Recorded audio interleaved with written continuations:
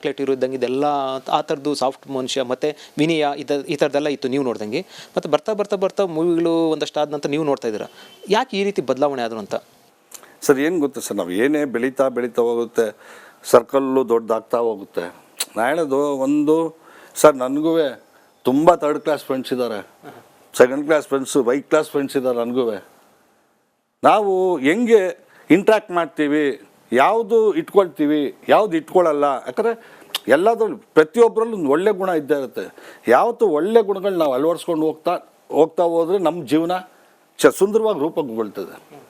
ನಾವು ಕೆಟ್ಟದು ಅದು ಇದೆಲ್ಲ ನಾವು ತೊಗೊಳ್ತಾ ಹೋದ್ರೆ ನಮ್ಮಲ್ಲೇ ನೆಗೆಟಿವ್ ಕಾಡ್ತಾ ಇರುತ್ತೆ. ಅದು ನೀವು ಆಗಲೇ ಒಂದು ಮಾತು ಹೇಳಿದ್ರೆ, ಅಂದರೆ ಒಂದಷ್ಟು ಜನ ಚಿಂಗ್ಜಾಗಳೆಲ್ಲ ಸೇರಿಕೊಂಡು, ಒಂದಷ್ಟು ಜನ ಚಮಚಗಳೆಲ್ಲ ಸೇರ್ಕೊಂಡು, ಆ ರೀತಿ ವ್ಯಕ್ತಿತ್ವ ಸೇರ್ಕೊಂಡು ಒಂದಷ್ಟು ಒಳ್ಳೊಳ್ಳೆ ಫ್ರೆಂಡ್ಸ್ನೆಲ್ಲ ದೂರ ಮಾಡ್ಕೊಂಡು ಅಂತ. ಬಹುಶಃ ಕಿಚ್ಚ ಸುದೀಪು ಕೂಡ ಅವ್ರ ಜೊತೆ ಒಳ್ಳೆ ಸ್ನೇಹ ಇತ್ತು ನೀವು ನೋಡ್ದಂಗೆ, ಅದು ದಿನೇ ಕೂಡ ತುಂಬ ದೂರ ಆಗ್ಬಿಡ್ತು. ಯಾಕಿರ್ಬೋದು ಅಂತ ಅನಿಸುತ್ತೆ ಸರ್ ನೀವು ನೋಡ್ದಂಗೆ? ಸರ್ ಇಲ್ಲ, ಸುದೀಪ್ ಅವರು ಆ್ಯಕ್ಚುಲಿ ನಮ್ಮ ಮೆಜೆಸ್ಟಿಕ್ದು ಫಸ್ಟ್ ಪ್ರಿಂಟ್ ನೋಡಿದ್ದು ಸುದೀಪ್ ಮತ್ತು ಪ್ರಿಯಾ ಅವರು. ಓಕೆ ಸುದೀಪ್ ಅವರು ಯಾಕಂದ್ರೆ ನನಗೆ ಯೂಶಲಿ ನಾನು ಸುದೀಪ್ ಅವರು ಯೂಶಲಿ ಕಾಂಟ್ಯಾಕ್ಟ್ ಇರ್ತಾ ಇದ್ದು ಅವಾಗಿಂದ. ನಾನು ಮೊನ್ನೆ ಸುದೀಪ್ ಅವ್ರು ಸ್ಟಾರ್ ಆದಮೇಲೆ, ದರ್ಶನ್ ಅವ್ರು ಸ್ಟಾರ್ ಆದಮೇಲೆ ನನಗೇನು ಫ್ರೆಂಡ್ ಅಲ್ಲ. ನನಗೆ ಮೊದಲಿಂದನೂ ಅವರು ತಾಯವ್ವ ಅಂತೇಳಿ ಸಿನಿಮಾ ಮಾಡಿದ್ರು, ಅವಾಗಿಂದನೂ ನನ್ನ ಫ್ರೆಂಡೇ. ಬ್ರಹ್ಮ ಅಂತೇಳಿ ಒಂದು ಪಿಕ್ಚರ್ ಮಾಡಿದ್ರು, ಅವಾಗಿಂದನೂ ಫ್ರೆಂಡೇ ಅವ್ರು ನನಗೆ. ಅವ್ರು ಸ್ಟಾರ್ ಆದಮೇಲೆ ಏನು ಫ್ರೆಂಡ್ ಅಲ್ಲ. ಬಟ್ ನನಗೆ ಆಫನ್ ಒಂದು ಫೋನ್ ನಾನು ಟಚ್ಚಲ್ಲೇ ಇದ್ದು, ಅವರು ನನಗೆ ಇದು ಫಸ್ಟ್ ಪ್ರಿಂಟ್ ಒಬ್ಬ ಆರ್ಟಿಸ್ಟ್ ಇನ್ನೊಬ್ಬ ಆರ್ಟಿಸ್ಟ್ ಮಾಡ್ತಾರೆ ಸರ್, ಒಂದು ಪಿಕ್ಚರ್ ನೋಡ್ಬೇಕಂತ ಆಸೆ ಇದ್ದೇ ಇರುತ್ತೆ. ಈಗ ನಾನು ಕಲಾವಿದೆ, ನೀವು ಕಲಾವಿದೆ, ನೀವು ಯಾಕೆ ಮಾಡಿದ ಪಿಕ್ಚರ್ ನಾನು ನೋಡ್ಬೇಕಂತೇಳಿ ಆಸೆ ಇರುತ್ತೆ. ಆ ಆಸೆ ನನಗೆ ಹೇಳಿದ್ರು, ನೋಡಲೇಬೇಕು ದರ್ಶನ್ ಪಿಕ್ಚರು ಅಂತೇಳಿ ಅಂತ. ನಾನು ನೀವು ಸಜೆಸ್ಟ್ ಮಾಡಿ ತಾನೇ ಹೀರೋ, ಬರಲೇಬೇಕು ನೀವು ಫಸ್ಟು ಅಂತೇಳಿ ಅಂದೆ. ಸುದೀಪ್ ಅವರು ಪ್ರಿಯಾ ಅವ್ರು ಬಂದರು, ಪಿಕ್ಚರ್ ನೋಡಿ ತುಂಬ ಅಪ್ರಿಷಿಯೇಟ್ ಮಾಡಿದರು. ದರ್ಶನ್ ಬಂದು ಬೆನ್ನು ತಟ್ಟಿ ತಪ್ಪು ಅಡ್ಗೆ ಮಾಡಿ ತುಂಬ ಚೆನ್ನಾಗಿ ಆ್ಯಕ್ಟ್ ಮಾಡಿದ್ಯಾ ದರ್ಶನ್, ನಿಜ ವೆಲ್ಕಮ್ ಅಪ್ ಅಂತೇಳಿ ಸುದೀಪ್ ಕೂಡ ಹಾರೈಸಿದ್ರು. ಬಂದು ಪ್ರಿವ್ಯೂ ಇದೆ ಪ್ರಸಾದ್ ಲ್ಯಾಬಲ್ಲಿ ಪ್ರೀಮಿಯರ್ ಶೋ ಮಾಡಿದ್ರು. ಅಂದರೆ ನಾವು ಟೆಕ್ನಿಷಿಯನ್ಸು ನಾವೆಲ್ಲ ಒಂದು 30-40 ಜನ ಅಷ್ಟೇ. ಅದೊಂದು ಯಾರು ಸಜೆಸ್ಟ್ ಮಾಡಿದ್ರು ಅದೇ ಹೀರೋ ಬಂದು ಸುದೀಪ್ ನೋಡಿ ತುಂಬ ಖುಷಿ ಪಟ್ಟರು. ಮತ್ತು ನಂತರ ಕೂಡ ತುಂಬ ಚೆನ್ನಾಗಿದ್ರು ಅವರಿಬ್ರು. ಮತ್ತೆ ಯಾಕೆ ಸರ್ ಸೆಂಟ್ರಲ್ ಬ್ರೇಕ್ ಆಯಿತು, ಅಥವಾ ಅವ್ರ ಬಗ್ಗೆ ಇವ್ರ ಬಗ್ಗೆ ಒಂದಷ್ಟು ಮನಸ್ತಾಪ ಬಂತು? ಅಂದರೆ ಯಾರಾದರೂ ಕೂಡ ಯಾರು ತಪ್ಪು ಯಾರು ಸರಿ ಏನಾಯಿತು ನಿಮ್ಮ ಒಂದು ಅನಿಸಿಕೆ ಪ್ರಕಾರ? ಸರ್ ಆ ಸಂದರ್ಭದಲ್ಲ, ಬಟ್ ಯಾರು ತಪ್ಪು ಯಾರು ಸರಿ ಅಂತೇಳಿ ನಾನು ಹೇಳಿಕ್ಕೆ ಬರಲ್ಲ ಸರ್. ನಾನು ಹೇಳಿದ್ಲ ಈ ಮಧ್ಯದಲ್ಲಿ ಇರ್ತಕ್ಕಂಥ ಇಬ್ಬರೂ ನಂಗೆ ಇಬ್ಬರದು ದರ್ಶನ ಚೆನ್ನಾಗಿ ಗೊತ್ತು, ಸುದೀಪ್ ಅವರು ಚೆನ್ನಾಗಿ ಗೊತ್ತು ಸರ್, ಇಬ್ಬರು ತುಂಬ ಒಳ್ಳೆ. ಬಟ್ ಮಧ್ಯದಲ್ಲಿ ಇರ್ತಕ್ಕಂಥ ಅದು ಇದು ಕಿವಿ ಕಚ್ತಾರಲ್ಲ, ಹಂಗಾಗಿ ಬೇರೆ ಆಗಿರ್ಬೋದು ಹೊರತು. ಬಟ್ ಸುದೀಪ್ ನಾನು ನೋಡ್ದಂಗೆ ಸುದೀಪು ಯಾರು ಸ್ನೇಹನ ಕಳ್ಕೊಳ್ಳೋಂಥ ವ್ಯಕ್ತಿ ಅಲ್ಲ. ಸುದೀಪ್ ಸ್ನೇಹ ಗಳಿಸ್ಕೊಳ್ತಾ ಹೋಗ್ತಾರೆ. ನಾನು ಹೇಳೋದು ದರ್ಶನ್ ಕೂಡ ಸ್ನೇಹ ಗಳಿಸ್ತಾ ಹೋಗ್ತಾನೆ.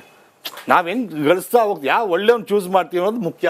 ಯಾರು ಸ್ನೇಹ ಗಳಿಸ್ತೀವಿ, ಯಾರು ಸ್ನೇಹ ಕಳಿಸ್ತೀರಿ ಅಂತ, ಯಾರು ಅಂದರೆ ಸ್ನೇಹ ನಾವು ಕಳ್ಕೊಳ್ತೀರಿ, ಯಾರನ್ನ ಸ್ನೇಹ ಗಳಿಸ್ತೀರಿ ಇಂಪಾರ್ಟೆಂಟ್ ಆಗುತ್ತೆ. ಅದು ಇಂಪಾರ್ಟೆಂಟ್ ಆಗುತ್ತೆ, ಇದಾಗುತ್ತೆ. ಓಕೆ, ಕೆಲವೊಂದು ಕಡೆ ಸುದೀಪ್ ಅಂತ ಸ್ನೇಹ ಕಳ್ಕೊಂಡಿದ್ದು ದರ್ಶನ್ಗೆ ಲಾಸ್ ಆಯ್ತು ಅಂತ ಅನ್ಸುತ್ತಲ್ಲ? ಅದು ನನಗೆ ಗೊತ್ತಿಲ್ಲ ಸರ್ ನೈತಿಕವಾಗಿ. ಯಾಕಂದ್ರೆ ಯಾರು ಲಾಸ್ ಯಾರಿಗೇನು ಗೊತ್ತಿಲ್ಲ. ಬಟ್ ಏನಂದ್ರೆ ಎಲ್ಲರ ಇಂಡಸ್ಟ್ರಿ ಆಲ್ ಆರ್ ಒನ್. ಯಾಕಂದ್ರೆ ನಮ್ಮ ಕುಟುಂಬ ಇವತ್ತು ದರ್ಶನ್ ಒಂದು ಅಲ್ಲಿದ್ದಾನೆ, ನಮ್ಮ ಕುಟುಂಬದ ಸದಸ್ಯ ಅವನು. ನಾವು ಹಿಂಗೆ ಮಾಡ್ಕೊಂಬಾರ್ದಾಯ್ತು ಅಂತೇಳಿ ನಾವು ಭಾವಿಸ್ತೀವಿ. ಯಾಕಂದ್ರೆ ದರ್ಶನ್ ಕೆಟ್ಟದಾಗಬಾರ್ದು ಅಂತಲ್ಲ, ದರ್ಶನ್ ಒಳ್ಳೇದಾಗಬೇಕು ಅಂದರೆ ಪಾಪ ಅವ್ನು ಮಾಡ್ಕೊಂಡಿದ್ದು ಒಂಥರ ಪಾಪ ಅದೊಂದು ನನಗೆ ಬೇಸರ ಇದೆ. ಹೆಂಗಿರ್ಬೋದಾಯ್ತು ಸರ್ ದರ್ಶನ್, ಹೆಂಗಿರ್ಬೋದಾಯ್ತು ಅಂದರೆ ಸರ್ ನೀವು ಒಂದು ಆರೈಕೆ ಮಾಡೋದಾದರೆ ಅಥವಾ ಒಂದು ವೆಲ್ ವಿಶ್ ಮಾಡೋದಾದರೆ ಇದು ಸುದೀಪ್ ಈ ಥರದೆಲ್ಲ ಸ್ನೇಹ ಕೊಳ್ಕೋಬಾರ್ದಾಗಿತ್ತು ಅಂತ ಅನ್ಸುತ್ತಲ್ಲ ಸರ್, ಒಂದು ಒಳ್ಳೆ ಹಿತೈಷಿಯಾಗಿ ಹೇಳೋದಾದರೆ? ಸರ್ ಖಂಡಿತವಾಗ್ಲು ಯಾರು ಫ್ರೆಂಡ್ಶಿಪ್ ಕಳ್ಕೊಂಬಾರ್ದು. ಬಟ್ ಇದ್ದಿದ್ರೆ ಒಂದು ಯೂನಿಟಾಗಿ ಇನ್ನೊಂದೊಂದು ಒಳ್ಳೊಳ್ಳೆ ಸಿನಿಮಾಗಳು ಬಂದಿರೋದು, ಇನ್ನೊಂದು ಇವರಿಬ್ಬರು ಕಾಂಬಿನೇಷನ್ ಒಳ್ಳೊಳ್ಳೆ ಸಿನಿಮಾ ಬಂದಿರೋದು.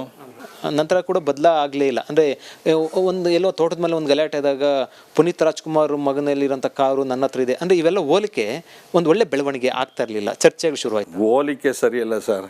ಯಾರು ಅವನು ಯದುವೀರ್ ಮಹಾರಾಜರ ಥರ ನಾವು ಅಲ್ಲಿ ಇರಬೇಕಾಯ್ತು ಅನ್ಕೊಳಕ್ಕಾಗುತ್ತಾ?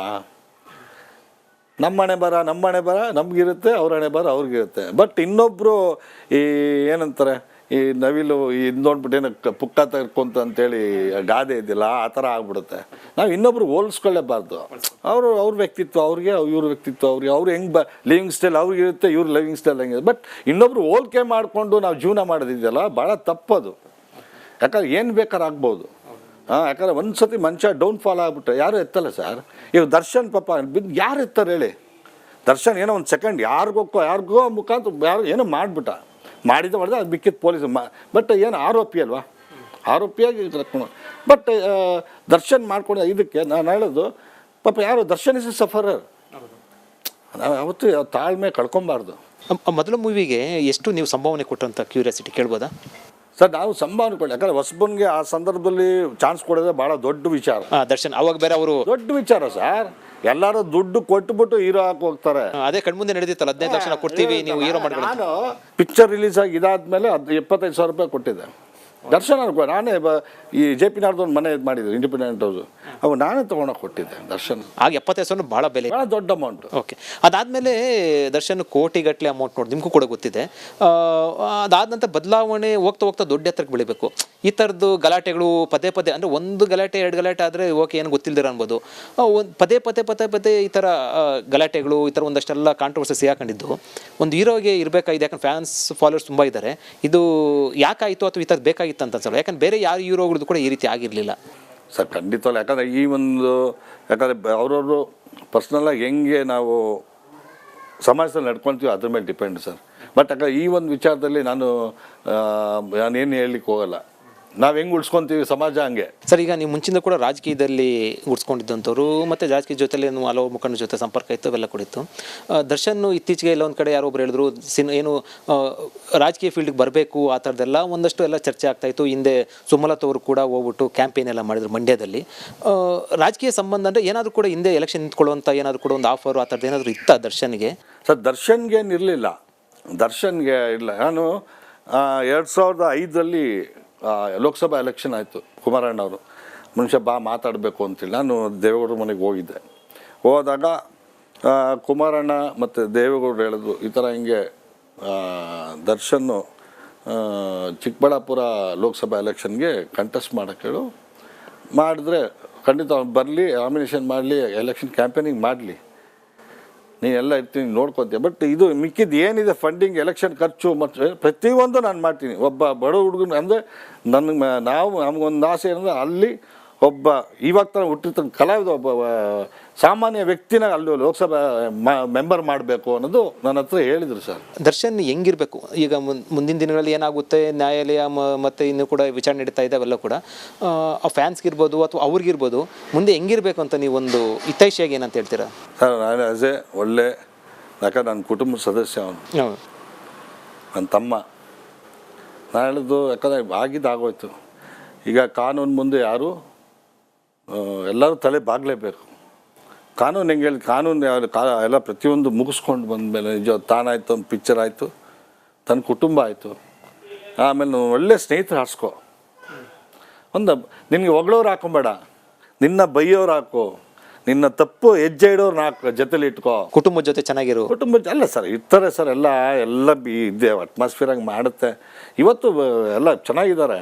ಹೇಳೋದು ಇಂಥ ಒಳ್ಳೆ ಸ್ನೇಹಿತರು ಅಂದರೆ ತಾನು ತಪ್ಪೆಜ್ಜೆ ಇಡಬೇಕು, ತಪ್ಪೆಜ್ಜೆ ಅಂತ ಹೇಳೋವಂಥವ್ರು ಇರಬೇಕು, ನಿಷ್ಠೂರತೆಯಿಂದ ಮಾತಾಡೋರು ಇರಬೇಕು.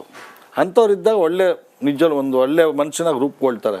ದರ್ಶನ್ ಮುಂದೆ ಹೆಂಗಿರಬೇಕು, ಸುತ್ತಮುತ್ತ ಇರುವಂಥ ಬಳಗವನ್ನು ಚೆನ್ನಾಗಿ ಇಟ್ಕೊಂಡಿರಬೇಕು ಅಂತ ಕೂಡ ಹೇಳುವ ಮೂಲಕ ಒಂದು ಸಂದೇಶವನ್ನು ಕೊಟ್ಟರು. ಜೊತೆಗೆ ಒಂದು ಹೊಸ ವಿಚಾರವನ್ನು ಹೇಳಿದ್ರು. ಈ ಹಿಂದೆನೇ ಕೂಡ ದರ್ಶನ್ ಅವ್ರನ್ನ MP ಚುನಾವಣೆಗೆ ಸಂಬಂಧಪಟ್ಟಂತೆ ಕುಮಾರಸ್ವಾಮಿ ಮತ್ತು ದೇವ್ ಕೂಡ ಅವ್ರನ್ನ ಬೆಳೆಸೋ ವಿಚಾರ ಸಂಬಂಧಪಟ್ಟಂತೆ ಒಂದು ಆಫರ್ ಕೊಟ್ಟಿದ್ರು, ಆದರೆ ಬಂದಿರಲಿಲ್ಲ ಅಂತ ಕೂಡ ಒಂದು ಹೊಸ ಮಾಹಿತಿಯನ್ನು ಕೂಡ ಕೊಟ್ಟರು. ಇದೇ ಇವತ್ತಿನ ವಿಶೇಷ.